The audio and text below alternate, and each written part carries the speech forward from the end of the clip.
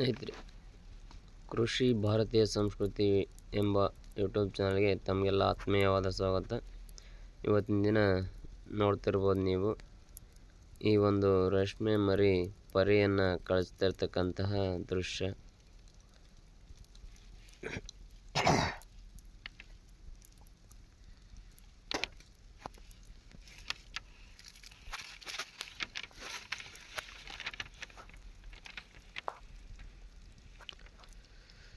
ಯಾವ ರೀತಿಯಾಗಿ ರೇಷ್ಮೆ ಮರಿ ಒಂದು ತನ್ನ ಪೊರೆಯನ್ನು ಕಳಿಸ್ತಾ ಇದೆ ಅಂತಕ್ಕಂಥದ್ದನ್ನು ತೋರಿಸ್ತಾ ಇದ್ದೀವಿ. ಇದು ಈಗಾಗಲೇ 4ನೇ ಜ್ವರವನ್ನು ಪಾಸ್ ಆಗ್ತಿರ್ತಕ್ಕಂಥ ರೇಷ್ಮೆ ಮರಿ. ಈ ಒಂದು ರೇಷ್ಮೆ ಮರಿಗಳು 3ನೇ ಜ್ವರದಿಂದ ಎದ್ದ ನಂತರ 8 ಮೇವುಗಳನ್ನು ತೆಗೆದುಕೊಳ್ತವೆ. 8 ಮೇವನ್ನು ತೆಗೆದುಕೊಂಡು 48 ಗಂಟೆಗಳ ವಿಶ್ರಾಂತಿಯನ್ನು ಪಡೆದು 48 ಗಂಟೆಯ ನಂತರ ಈ ಒಂದು ತನ್ನ ಮೈ ಮೇಲಿನ ಪೊರೆಯನ್ನು ಬಿಡ್ತವೆ. ಆ ಒಂದು ಪೊರೆಯಲ್ಲಿ ಇರ್ತಕ್ಕಂತಹ ರೇಷ್ಮೆ ಮರಿಗಳು ಈ ರೀತಿಯಾಗಿ ಇರ್ತವೆ. ಪೂರ್ಣ ದೇಹವನ್ನು ಗೂಡಿಸಿಕೊಂಡು ಕುಳಿತುಕೊಂಡಿರ್ತವೆ ಹಾಗೂ ಮೈ ಮೇಲೆ ತನ್ನ ಪೊರೆ ಕರಿಯಾಗ್ತದೆ.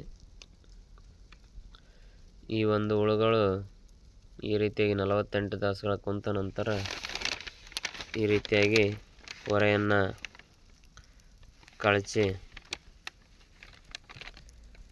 ತಮ್ಮ ಹೊಸ ಪೊರೆ ಅಂದರೆ ಹೊಸ ಪೊರೆಯ ಥರ ಬರ್ತದೆ. ಆ ಒಂದು ಪೊರೆ ಬಿಳುಪಾಗಿ ಇರ್ತದೆ ಮತ್ತು ಹೆಚ್ಚಿನ ಶೈನಿಂಗ್ ಕೂಡ ಇರ್ತದೆ. ಈ ಒಂದು ಮರಿಗಳು ಈ ರೀತಿಯಾಗಿ ಎದ್ದ ಬಂದಾಗ ತಮ್ಮ ಮೈ ಮೇಲೆ ಸೂಕ್ಷ್ಮ ಜೀವಿಗಳು ದಾಳಿ ಮಾಡ್ಬೋದು ಎಂಬತಕ್ಕಂಥ ಕಾರಣದಿಂದಾಗಿ ಜ್ವರದಲ್ಲಿ ಇರುವಾಗಲೇ ಇವುಗಳ ಮೈ ಮೇಲೆ ಸುಣ್ಣವನ್ನು ಧೂಳೀಕರಿಸಲಾಗಿರ್ತದೆ. ಆ ಕಾರಣದಿಂದಾಗಿ ಇವುಗಳಿಗೆ ಯಾವುದೇ ಸೋಂಕುಗಳು ತಗಲಬಾರದೆಂದು ಈ ಒಂದು ಸುಣ್ಣವನ್ನು ಧೂಳೀಕರಿಸಿರ್ತೀವಿ. ಆ ಸುಣ್ಣದಿಂದ ಅವು ಅಡ್ಡಾಡಿ ಮೈಗೆ ಹಚ್ಕೊಳ್ಳೋದ್ರಿಂದ ಸೋಂಕುಗಳ ನಿರ್ವಹಣೆ ಕೂಡ ಆಗ್ತದೆ. ನಂತರ ಇವುಗಳಿಗೆ ಆಹಾರವನ್ನು ಅಂದರೆ ಮೇವನ್ನು ಕೊಡಬೇಕಾದ್ರೆ ಮತ್ತೆ ವಿಜೇತವನ್ನು ಹೊಡೆಯುತ್ತೇವೆ. ಆ ವಿಜೇತ ಸೋಂಕು ನಿವಾರಕವನ್ನು ಬಳಸೋದ್ರಿಂದ ನೋಡಿ ಯಾವ ರೀತಿಯಾಗಿ ಪೊರೆಯನ್ನು ಪೂರ್ಣವಾಗಿ ಕಳಚಿತ್ತು ರೇಷ್ಮೆ ಮರಿ. ಈ ಒಂದು ಪೊರೆಯನ್ನು ಕಳಚಿ ಮತ್ತು ಬಾಯಲ್ಲಿರ್ತಕ್ಕಂತಹ ಬಾಯಿ ನಿಸರವಾಗಿ ಒಂದು ಕುಳಿಂದ ರಪ್ಪೆ ಇರ್ತದೆ, ಅದನ್ನು ಬಿಡ್ತದೆ. ಅದನ್ನು ಬಿಟ್ಟು ಒಂದು 3 ರಿಂದ 4 ತಾಸು ನಂತರ ಸಪ್ಪನ್ನು ಮೇಯೋದಕ್ಕೆ ಪ್ರಾರಂಭ ಮಾಡ್ತದೆ. ನೋಡಿ ಅದರ ಒಂದು ಬಾಯಿಯಲ್ಲಿ ರಪ್ಪೆ ಇದೆ.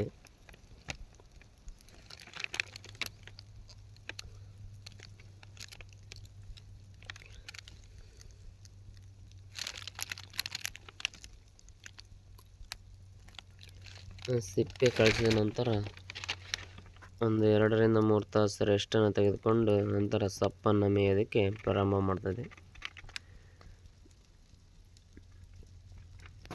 ಈ ಒಂದು ರೇಷ್ಮೆ ಕೃಷಿ ಅದ್ಭುತವಾಗಿ ನಾವು ತೆಗಿಬೇಕಾದರೆ ಈ ಜ್ವರದಿಂದ ಎದ್ದಂಥ ಮರಿಗಳನ್ನು ಸರಿಯಾಗಿ ನಿರ್ವಹಣೆಯನ್ನು ಮಾಡಬೇಕಾಗ್ತದೆ.